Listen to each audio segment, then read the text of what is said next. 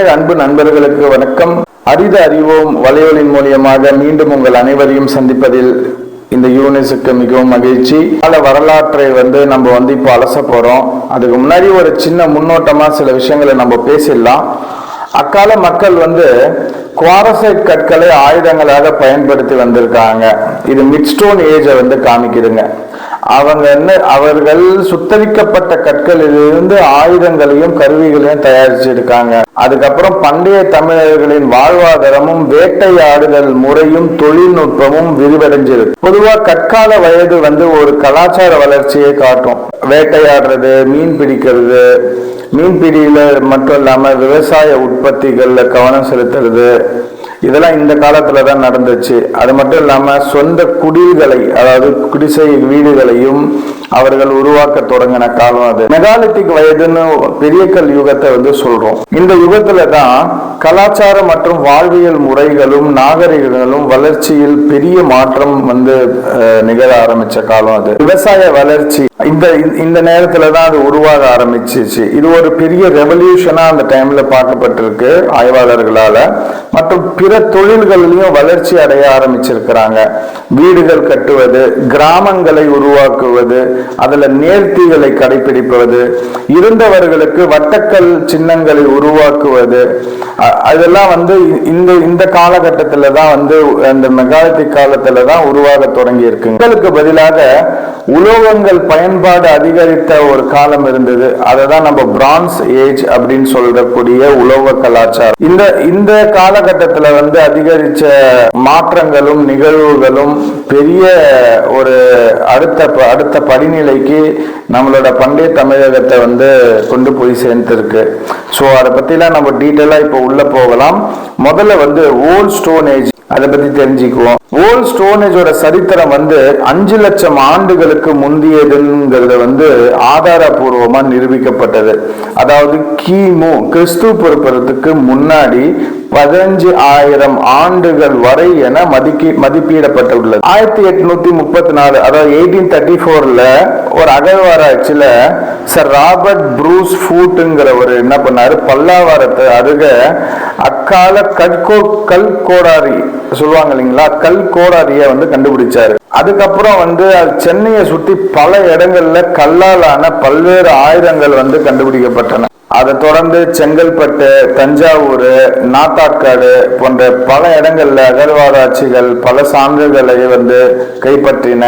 அதையும் இன்றும் சான்றுகளாக நீங்க பல இடங்களிலையும் பல மியூசியங்களையும் பார்க்கலாம். அடுத்தது மிட்ஸ்டோன் ஏஜ். கிமு 800 முதல் 2000 வரை இருக்கும் கால அளவை குறிக்கும் இந்த காலம் ஆயுதங்கள் தயாரிக்க தொடங்கிய காலம் இது. கத்தி, முக்கோண கருவிகள், சுத்தியல், கரண்டி, வாள் போன்ற ஆயுதங்கள் இக்காலகட்டத்தில் தான் தயாரிக்கப்பட்டது. தர்மபுரி இப்ப கூட பாத்தீங்கன்னா தர்மபுரி, குடியமலை, திருமங்கலம், கல்லுப்பட்டி, திருநெல்வேலி, ஏரல், நாசரத் போன்ற பல இடங்களில் இதற்கான அகழ்வாராய்ச்சி சான்றுகள் குவிஞ்சி கிடக்குதுங்க.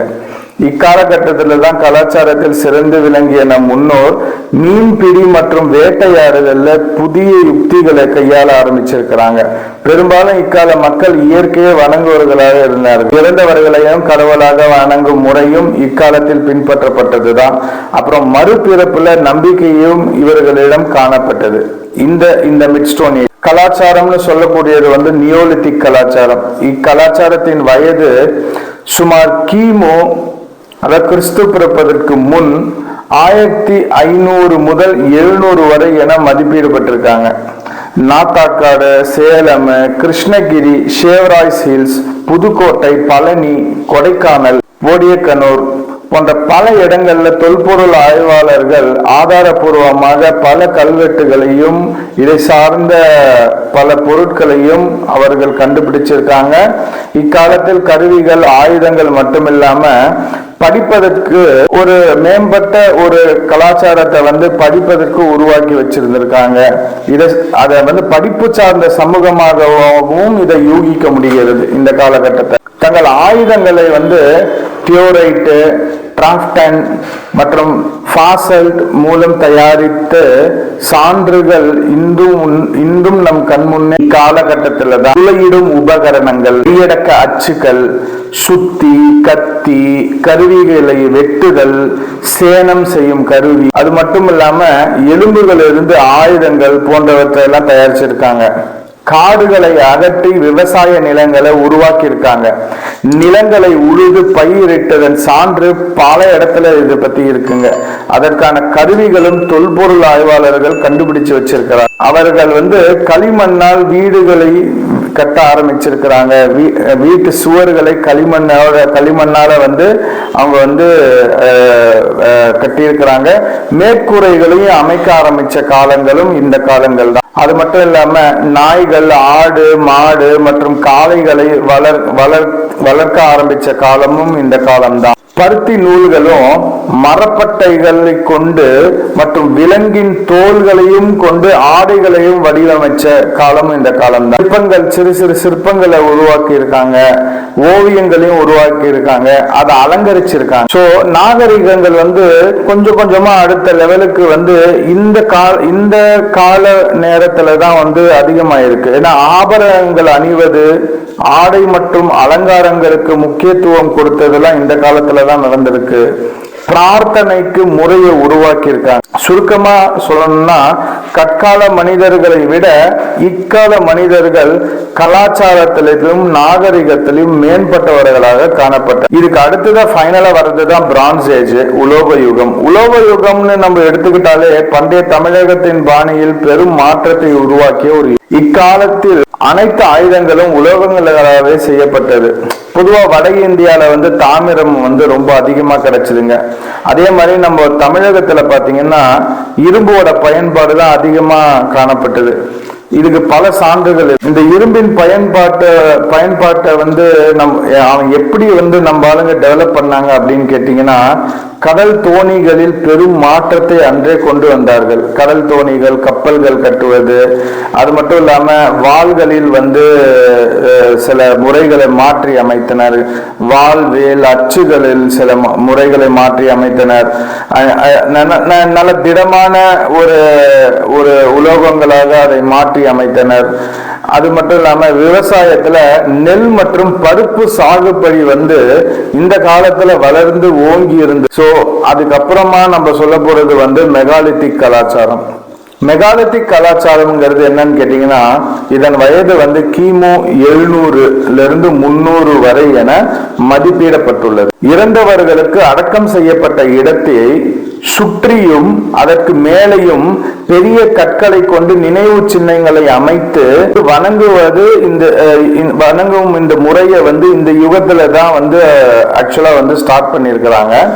இதுவே இதுக்கு பேரு மெகாலித்திக்னு சொல்லியும் அழைக்கப்படுது ஒரு கட்டத்துல. அதே போன்ற பல அடக்க முறைகளை வந்து அவங்க கையாண்டு இருக்காங்க. அதை வந்து சொல்ல போனா மட்பாட் சிஸ்டம்ஸ் சொல்லிட்டு ஒரு சிஸ்டம் இருக்கு, மிட்ஸ்டோன் சிஸ்டம்னு ஒரு சிஸ்டம் இருக்கு, கேப்ஸ்டோன் சிஸ்டம்னு ஒரு சிஸ்டம் இருக்கு. இப்படி பெரிய கற்களை கொண்டு வெவ்வேறு பாணியில் கல்லறைகளை வந்து அவர்கள் கட்டினார்கள். இதுக்கான சான்றுகள் வேணும் அப்படின்னு கேட்டீங்கன்னா, ஆதிச்சநல்லூர், செங்கல்பட்டு, நீலகிரி ஆகிய இடங்களில் இன்றும் நம் பார்வையில் கண் பார்வை முன்னே வந்து ஆதாரங்கள் பேசிக் கொண்டிருக்கின்றன. ஆய்வாளர்கள் இதனை கண்டுபிடித்திருக்கிறார்கள், அதை சான்றுகளாக அவர்கள் சமர்ப்பித்திருக்கிறார்கள். அது மட்டும் இல்ல, கருப்பு மற்றும் சிகப்பு நிற மண்பானைகளை இக்காலகட்டத்தில் தான் வழக்கத்தில் இருந்தது.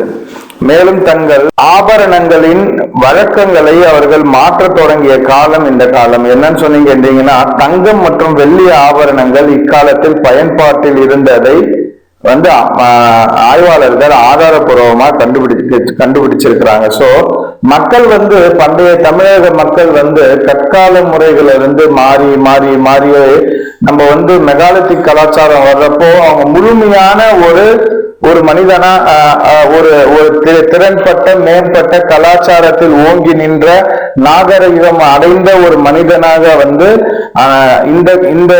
இந்த கலாச்சாரம் முடிகிற நேரத்துல அவன் இருந்தாங்கிறதுக்கு பல சான்றுகள் நம்மளை சுத்தி அமைஞ்சிருக்கு. அதை நம்ம புரிஞ்சுக்கணுங்க. நம்ம இதை பிடிச்சிருந்தா வழக்கம் போல லைக் பண்ணுங்க, ஷேர் பண்ணுங்க, பெல் ஐக்கான டப்புன்னு கொஞ்சம் அழுத்தி விட்டுடுங்க. சரிங்களா? அதே மாதிரி நிறைய பேர் பாக்குறீங்க, சந்தோஷமா இருக்கு. வழக்கமா கேட்கறது தான். சப்ஸ்கிரைப் பண்ணுங்க, ஷேர் பண்ணுங்க, பிடிச்சிருந்தா லைக் பண்ணுங்க. இதோட நான் முடிச்சுக்கிறேன். நான் உங்கள் நண்பன் யூனிஸ். அறிவோம் வலைவலிக்காக. நன்றி, வணக்கம்.